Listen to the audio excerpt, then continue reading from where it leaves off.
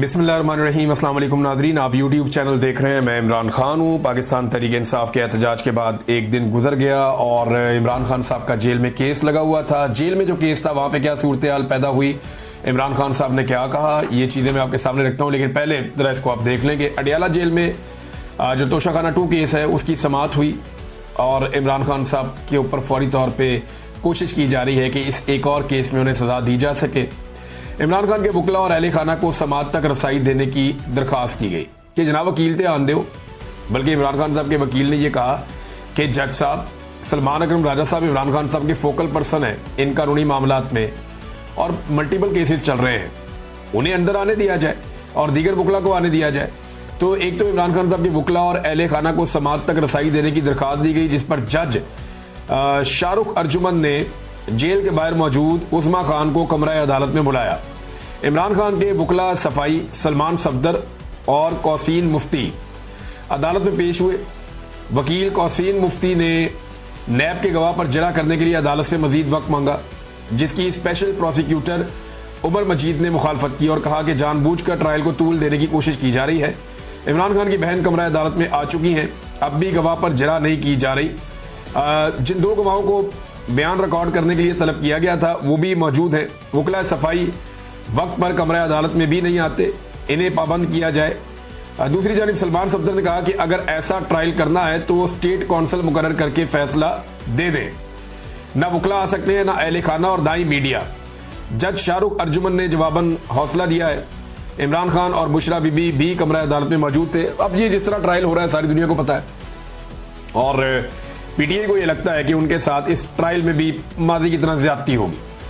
जैसे साइफर वाला मुकदमा बनाया गया, जैसे इद्दत वाला केस चलाया गया, जैसे तोशाखाना का एक और पहले केस चलाया गया, ये वो सारे मुकदमात हैं जो अलकादर वाला भी, ये सारे मुकदमात ऐसे हैं जहां इमरान खान साहब को और उनकी पार्टी को बड़े शदीद तहफ़्फ़ुज़ात रहे हैं। 9 मई के मुकदमात तो वो तो ना 3 में ना 13 में जिस किस्म के वो मुकदमात हैं उन्हें अगर आप सुने और उन्हें आप पढ़ें तो इंसान के रोंगटे खड़े हो जाते हैं कि इतनी बड़ी मिस्टेक्स जिस मुल्क के अंदर इदारे कर रहे हैं वो मुकदमात में, उन इदारों को क्या रहने का इख्तियार भी है।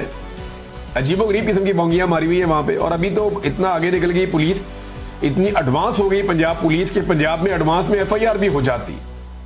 वो गुजरपुरा की एक एफआईआर गर्दिश कर रही है, वो 4 तारीख को हो गई थी कि 5 तारीख को ये होने वाला है जनाब, पहले से हमने एफआईआर दे दी है। बहरहाल इमरान खान साहब ने हमें कुछ बातें की। एक तो उन्होंने खुशी का इजहार किया इमरान खान साहब ने कि इतनी फस्तायत और जुल्म के बावजूद, जबर के बावजूद लोग निकले और लोग अपनी मदद आपके तहत निकले। ये भी इमरान खान साहब ने कहा।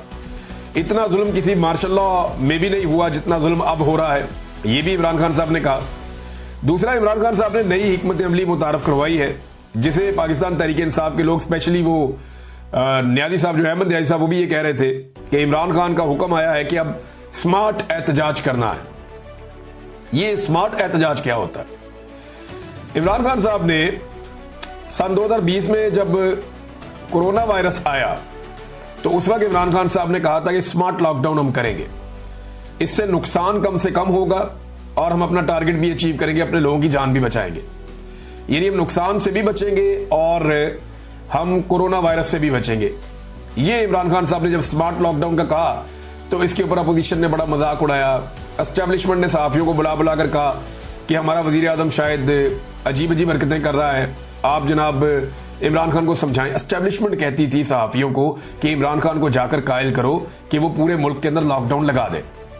सहाफी जाकर इमरान खान साहब से कहते थे कि जनाब आप पूरे मुल्क में लॉकडाउन लगा दे।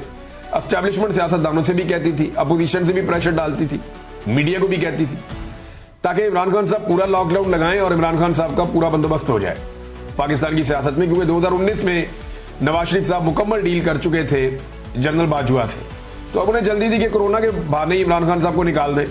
लेकिन इमरान खान साहब ने बात इनकी नहीं सुनी और एक स्मार्ट लॉकडाउन की तरफ गए, जिसका शुरू में मजाक उड़ाया गया लेकिन फिर पूरी दुनिया ने तारीफ की और उन्होंने कहा कि पाकिस्तान एक ऐसा मुल्क है जो दुनिया के टॉप 3 मुल्कों में है जिन्होंने कोरोना वायरस का मुकाबला किया। अब आजकल कुछ सहाफी और कुछ दीगर लोग जो है इमरान खान साहब के उस दौर में जब कोरोना वायरस आया हुआ था, एक अखबार की कटिंग निकाल कर लगाते हैं जिसपे इमरान खान साहब ने कहा था कि जो लोग जलसे जुलूसों के लिए कुर्सियां वगैरह देंगे उनकी चीजें, उनका सामान जब्त किया जाएगा। और वो सहाफी को लिखता है जी हम दायरों में घूम रहे हैं, कोई कह रहा है जी इमरान खान के दौर में भी ऐसा था, कोई कह रहा है जी याद माजी अजाब है यार। अब तो मैं सिर्फ याद दिलाऊं, कोरोना वायरस का दौर था।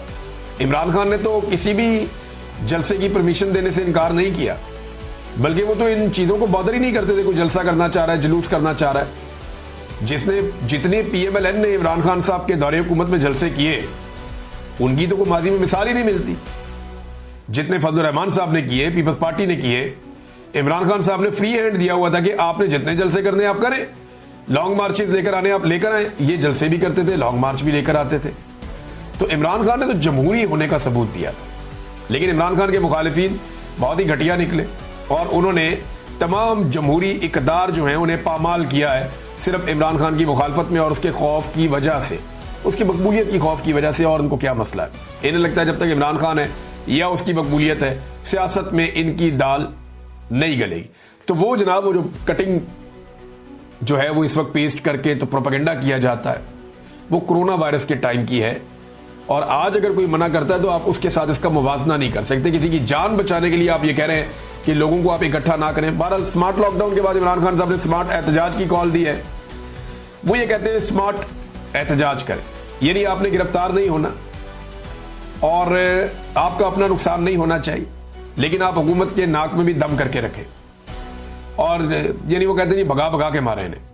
अब हमारा जो सहाफी तबका है उनको आदत है देखने की कि इकट्ठा हुजूम आ रहा है बहुत बड़ा, और ये हजूम आकर खड़ा हो गया, इसको अपने जनाब देखना है और यहां तसल्ली से खड़े होकर इनकी कवरेज करनी है, इनके इंटरव्यूज करने और चला देना है। अब इसके लिए मीडिया को एस्टेब्लिशमेंट की मिन्नतें करनी पड़ेगी कि जनाब उनको इकट्ठा तो होने दें, हमने उनसे बात करनी है। एस्टेब्लिशमेंट ने सारे रास्ते बंद कर दिए। अब एक ही रास्ता है पाकिस्तान तहरीक इंसाफ के पास कि वो एहतजाज करें और पुलिस के आने से पहले निकल जाए, या रैलियां निकालें, छोटी मोटी एहतजाज करें, मुख्तलिफ शहरों में, मुख्तलिफ देहात में, अलग अलग जगह पे करें। वो उन्होंने किया है। अब ये सिलसिला आगे बढ़ेगा तो पाकिस्तानी एक नई तरह की सियासत देखेंगे, एक नए तरह का एहतजाज देखेंगे, जिसके लिए ना तो पाकिस्तानी मीडिया ट्रेंड है और जिसके लिए ना तो पाकिस्तान का सिस्टम पहले से ट्रेंड है और ना इन्होंने ऐसी चीज पहले विटनेस की है। इमरान खान साहब ने पाकिस्तान की सियासत में बहुत सारी ऐसी चीजें मुतारफ करवाई जो इससे पहले नहीं थी। सबसे बड़ा जो इमरान खान साहब का कंट्रीब्यूशन है पाकिस्तान की सियासत में, वो मिडिल क्लास को सियासत के अंदर लेकर आना है। मिडिल क्लास जो सियासत से अपने आप को इररेलेवेंट रखती थी, यहाँ पे एक मिडिल क्लास के अंदर मशहूर जुमला होता था, मैं तो बिल्कुल गैर सियासी हूं भाई मैं तो बिल्कुल सियासत में नहीं हूं भाई। यानी ये बड़ा फख्र समझते थे लोग के भी सियासत से मेरे से सियासी बात कोई ना करे, तो गाली समझते थे लोग इसको। तो इमरान खान साहब ने लोगों को इस तरफ तवज्जो दिलवाई, उन्हें लेकर आए और अभी वही मिडिल क्लास जो है वो गले की हड्डी बनी हुई है, ना वो निगली जाती है ना उगली जाती है एस्टेब्लिशमेंट से। ये मिडिल क्लास इतनी रेलिवेंट हो गई है कि बाकी सारे के सारे इररेलेवेंट हो गए हैं और ये पाकिस्तान चलाने वाले लोग हैं, तगड़े लोग हैं। भारत इमरान खान साहब ने अब स्मार्ट एहतजाज का हुक्म दिया अपनी पार्टी को और कहा जी भगा भगा के मारेंगे। और इमरान खान साहब का केस जो है वो अब 9 अगस्त तक मुलतवी हो गया है। इमरान खान साहब ने जो कारकर्दगी है कारकुनों की, उससे इमरान खान साहब ने कहा जी कि वो मुतमईन है। फिर एक और चीज जो इमरान खान साहब ने दोहराई है, बाद लोग इससे इख्तलाफ कर रहे हैं कि पाकिस्तान तहरीक इंसाफ को कोई भी मैदान खुला नहीं छोड़ना चाहिए, बल्कि जहां जहां पे ज़िमनी इलेक्शन होते हैं वो लड़ने चाहिए। मैदान तो वाकई खाली नहीं छोड़ना चाहिए और जहां ज़िमनी इलेक्शन होते हैं वो आपको लड़ना चाहिए। पॉलिटिकल पार्टी यही कर सकती है, मजीद एक्सपोज कर सकती है। लेकिन देखें अब ये करेंगे क्या? ये पीटीआई के साथ इलेक्शन लड़ेंगे और धांधली करके इलेक्शन जीतेंगे और इलेक्शन जीतने के बाद अनाउंस करेंगे कि देखें जनाब इमरान खान की मकबूलियत खत्म हो गई है, मरियम नवाज ने पता नहीं कितनी खिदमत कर दी है और पता नहीं कितने लोगों के पांव दबा दिए हैं, उसके बाद देखें अब आप ये हुकूमत बन गई। गिरफ्तारियां भी हुई पाकिस्तान तहरीक इंसाफ की और बड़े पैमाने पर हुई। गिरफ्तारियों के हवाले से जो अदाद शुमार हैं वो अलग अलग किस्म के आ रहे हैं। हुकूमती ज़राए अलग हैं, पुलिस के ज़राए अलग हैं, पाकिस्तान तहरीक इंसाफ का क्लेम अलग है। लेकिन ये किसी सूरत भी अगर आप इसको कहीं पे बीच में इन बिटवीन भी आप देखें तो ये 1200 से ज्यादा कारकुन कम से कम पंजाब में गिरफ्तार किए गए, जिनमें 250 से जायद का दावा किया जा रहा है कि ये लाहौर से गिरफ्तार किए गए। तो इतने बड़े पैमाने पे गिरफ्तारियां तो कभी, यानी जितने बंदे पीटीआई के गिरफ्तार हो गए इतने बंदे तो आजकल पीएमएलएन के जलसे में नहीं होते। जितने बंदे पीटीआई के 9 मई से अब तक गिरफ्तार हो गए, इतना बड़ा जलसा तो नवाज शरीफ ने अपनी सारी जिंदगी में नहीं किया होगा। अगर 9 मई और उसके बाद जो 26 नवंबर को जो गिरफ्तारियां हुई ना, ये 20-25 हजार बंदा, ये बंदा इकट्ठा करने एक जगह पे तो एक बहुत बड़ा हुजूम बन जाता है, बहुत बड़ी तादाद में लोग हो जाते हैं। इतनी गिरफ्तारियां पाकिस्तान तहरीक इंसाफ की हुई हैं कि जितने बंदे किसी बड़े से बड़े जलसे में ये पॉलिटिकल पार्टीज नहीं निकाल सकती। ये पाकिस्तान तहरीक इंसाफ ने करके दिखाया और बहुत बड़ी बात है जो उन्होंने करके दिखाया। गंडापुर साहब के साथ नाजरीन बहुत बुरी हुई है। गंडापुर साहब रैली के साथ आए और मैंने जो सहाफ़ी वहां पे मौजूद थे मैंने उनसे पूछा, मैंने कहा जी आपने क्या देखा। इवन एक तो पॉलिटिकल लोग हैं उनसे भी मैंने पूछा, मैं उनका नाम नहीं ले सकता, ये उनके पीछे पड़ जाएंगे। तो उन्होंने मुझे क्लियरली कहा, उन्होंने कहा जी गंडापुर साहब मौजूद जरूर थे, वो एक्टिविटी कर रहे थे और पॉलिटिकली एक वो फिगर है, लेकिन गंडापुर साहब को पब्लिक रिस्पॉन्ड नहीं कर रही थी उस तरीके से जैसे उन्हें किया जाता है। सोशल मीडिया पे थोड़ा बहुत उनका शबशबा चल रहा था, लेकिन गंडापुर साहब ने जब तकरीर की तो उनकी तकरीर टोटल जो है वो 1.25 मिनट से 1.5 मिनट के बीच में थी। उन्हें भी आइडिया हो गया था कि देखिए लीडर को मजा तब आता है जब वो बात कर रहा हो और लोग सुन रहे हो। साउंड सिस्टम था उनके पास, अगर सामने 10-20 हजार लोग खड़े हो जाते तो वो उनसे बात कर सकते थे, लेकिन लोग गंडापुर के कंटेनर के इर्द गिर्द आए, उनकी दिलचस्पी गंडापुर में से खत्म हो गई थी। तो गंडापुर साहब को यह सोचना चाहिए था अपने पांव पे बार बार कुल्हाड़े मारने से पहले कि वो कुर्बान क्या चीज कर रहे हैं और किस चीज के लिए कर रहे हैं। वजारत आला के लिए अपनी सारा सियासी करियर, अपनी इज्जत सब कुछ दांव पे लगा रहे हैं।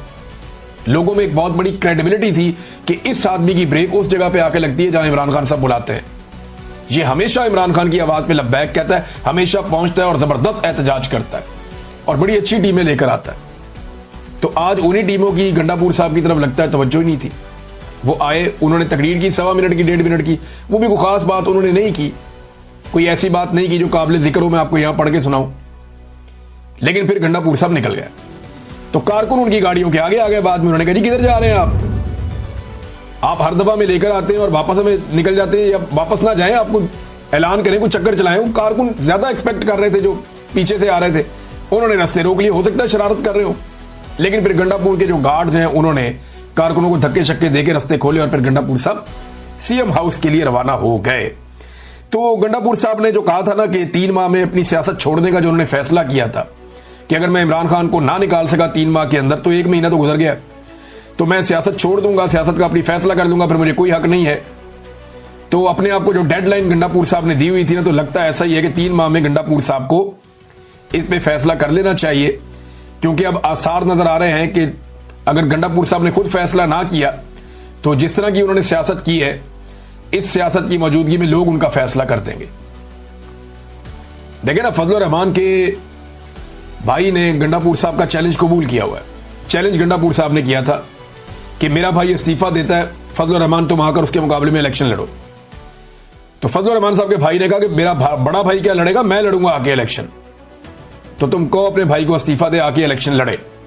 तो उस वक्त गंडापुर साहब को बताया गया ये मजाक नहीं करना, पब्लिक अब डिफरेंट मूड में, फजल रहमान का भाई असेंबली में आ जाएगा इस चक्कर में। तो फिर गंडापुर साहब अपने चैलेंज से मुकर गए और उस चैलेंज के ऊपर अब वो खड़े नहीं है। नाज़रीन, ख्वाजा आसिफ साहब ने एक स्टेटमेंट दिया है, ये स्टेटमेंट बड़ा इंटरेस्टिंग है। मैं आपको पहले स्टेटमेंट पढ़ के सुनाता हूं, फिर मैं चाहता हूं इस पर हम थोड़ी सी बात कर लें। फिर 1-2 बैनुल-अक़वामी बड़ी इंटरेस्टिंग खबरें हैं। रशिया ने एक बहुत पुराना मुआहिदा जो 38 साल पहले हुआ था उनका अमेरिका के साथ, उसे खत्म किया है। क्यों किया वो बताता हूं। और डोनाल्ड ट्रंप ने एक नई कार्रवाई डाल दी, वो भी आपको मैं बताता हूं। खित्ते के हालात बड़े इंटरेस्टिंग हो रहे हैं। पाकिस्तान की जो पॉलिटिक्स है उसकी वजह से मैं उस तरफ जा नहीं पाया। जो इंडिया के साथ हो रहा है, यूक्रेन और रूस के दरमियान जो हो रहा है, और जो अमेरिका इस वक्त इंटरफेयर कर रहा है इस रीजन की सियासत के अंदर, और पाकिस्तान कहां खड़ा है, बड़ा इंटरेस्टिंग सिनेरियो इस वक्त चल रहा है। इस पर हम बात करेंगे बाद में। लेकिन आप ये देखें, ख्वाजा आसिफ कहते हैं ब्यूरोक्रेसी पे तनकीद करते हुए, वतन अजीज की आधी से ज्यादा ब्यूरोक्रेसी पुर्तगाल में प्रॉपर्टियां ले चुकी है। पुर्तगाल, ये इन्होंने खोला हुआ था, एक स्कीम खोली हुई थी पुर्तगाल ने कि इतने पैसे ला के इन्वेस्ट करो तो वहां पे वीज़ा मिल जाता था और वहां पे जो है आपको रेजिडेंसी मिल जाती थी। तो इससे फायदा उठाया बहुत सारी ब्यूरोक्रेसी ने। पैसा इतना ज्यादा नहीं था और ब्यूरोक्रेसी के लिए तो करोड़ों रुपया मामले कोई नहीं होता। तो ख्वाजा आसिफ ने दावा किया, ये वजीर दिफा है पाकिस्तान के, कि पाकिस्तान की आधी से ज्यादा ब्यूरोक्रेसी पुर्तगाल में प्रॉपर्टी ले चुकी है और शहरियत लेने की तैयारी कर रही है। और ये नामी गिरामी ब्यूरोक्रेट्स हैं, मगरमच्छ अरबों रुपए खाकर आराम से रिटायरमेंट की जिंदगी गुजारे। बुज़दार का एक करीबी तरीन ब्यूरोक्रेट, इसे मैं डोरेमोन कहता था। आपको याद होगा मेरे पुराने वीलॉग्स, मैंने डोरेमोन बताया था एक ब्यूरोक्रेट का नाम, जिसने बुज़दार के दौर में तबाही फेरी हुई थी। ये उसी की बात कर रहे हैं। बुज़दार का एक करीबी तरीन ब्यूरोक्रेट 4 अरब रुपया अपनी बेटियों की शादियों पर सिर्फ सलामियां वसूल कर चुका है। अब 4 अरब की सलामी तो नहीं देता ना कोई 100, 550, 5,000, 10,000 इतनी सलामी होती है, इससे ज्यादा क्या होती है। ये तो एक वैसे ही खुशी के लिए एक छोटी सी रकम होती है। अब इसमें 4 अरब तो कोई नहीं देता ना, तो ये ब्लैक मनी को व्हाइट मनी करने का भी एक तरीका है। 4 अरब की सिर्फ सलामी वसूल कर चुका है और आराम से रिटायरमेंट की जिंदगी गुजार रहा है। सियासतदान को इनका बचा खुचा खाते हैं। ये ख्वाजा आसिफ कह रहे हैं कि सियासतदान इनका बचा खुचा खाते हैं। ये ब्यूरोक्रेट इतना ज्यादा खाते हैं कि जो बच जाता है वो सियासतदान खाते हैं और चवले मारते हैं। ना प्लाट ना गैर मुल्की शहरियत, क्योंकि इलेक्शन लड़ना होता है। पाक सरजमीन को ये ब्यूरोक्रेसी पलीत कर रही है। अच्छा, ख्वाजा आसिफ साहब को ये बात मैं बता दूं कि यहां जो मशहूर है ना पाकिस्तान में एक चीज, वो ये है कि जो पाकिस्तान की क्रीम है ना वो एस्टेब्लिशमेंट खा जाती है। उसके बाद जो उसके नीचे बाकी बचा हुआ दूध है वो ब्यूरोक्रेसी पी जाती है। और फिर सियासतदान कहते हैं जो हांडी में लगा हुआ थोड़ा बहुत साइडों पे कुछ बचा कुचा होता है वो हमारे हिस्से में आ जाता है और सियासतदान फिर मुंह काला कर लेते हैं वो खा के। हालांकि जो सियासतदान है ये इलेक्शन लड़के आते हैं, इनकी पावर सबसे ज्यादा होती है क्योंकि ये पूरी रियासत को चलाने के लिए एक निगरान के तौर पे आते हैं अवाम की जानिब से। इनके पास इख्तियार होता है कि ये एस्टेब्लिशमेंट को नकेल डालें और सियासतदानों को सीधे रास्ते पे लगाएं। इनके पास ये मैंडेट होता है या इख्तियार होता है कि ये नकेल डालें एस्टेब्लिशमेंट को और जो ब्यूरोक्रेसी है उसको सीधे रास्ते पे लगाएं। लेकिन ये एस्टेब्लिशमेंट के जूते पॉलिश करते हैं और ब्यूरोक्रेसी के पीछे चल जाते हैं उनका बच्चा कुचा खाने के लिए। तो ख्वाजा आसिफ साहब, ये गंद आप लोगों ने मारा है और आप इसके लिए रिस्पॉन्सिबल हैं। जब जब कोई एस्टेब्लिशमेंट के रास्ते में खड़ा हुआ तो आप और आप जैसे लोग सामने आ गए और उन्होंने सहूलतकारी की, जिसके नतीजे में ये ब्यूरोक्रेसी का गंद और एस्टेब्लिशमेंट की गलत रविश आज तक पाकिस्तान में चल रही है। ये सिलसिला रुका नहीं। नाज़रीन, डोनाल्ड ट्रंप जिसको नोबेल पीस प्राइज के लिए पाकिस्तान ने नामजद किया, उसकी जानिब से खबर है, मैं आपको पढ़ के सुना देता हूं। अमेरिकी सदर ट्रंप ने गजा पर कब्जे का मामला इसराइल पर छोड़ दिया है। और अमेरिकी सदर ने सहाफी की जानिब से सवाल हुआ कि गजा पर इसराइली कब्जे के मंसूबे से मुताल्लिक आप क्या कहेंगे और कि इनकी हुकूमत की तवज्जो फलस्तीनियों के महसूर इलाकों में ज्यादा ग़िज़ा पहुंचाने पर है। ट्रंप ने कहा कि बाकी मामले पर वो कुछ नहीं कह सकते, ये ज्यादातर इसराइल पर मुनहसिर होगा, यानी ये इसराइल करेगा। अब आप अंदाजा करें, इसराइल जो है वो फैसला करेगा गजा के साथ क्या करना है, और इसराइल तो फैसला कर चुका है। वहां खबरें छप चुकी हैं पहले ही और बाकायदा इसराइल ने एक पूरा मैप जारी किया कि वो पूरे गजा पे कंट्रोल करेंगे, कब्जा करेंगे।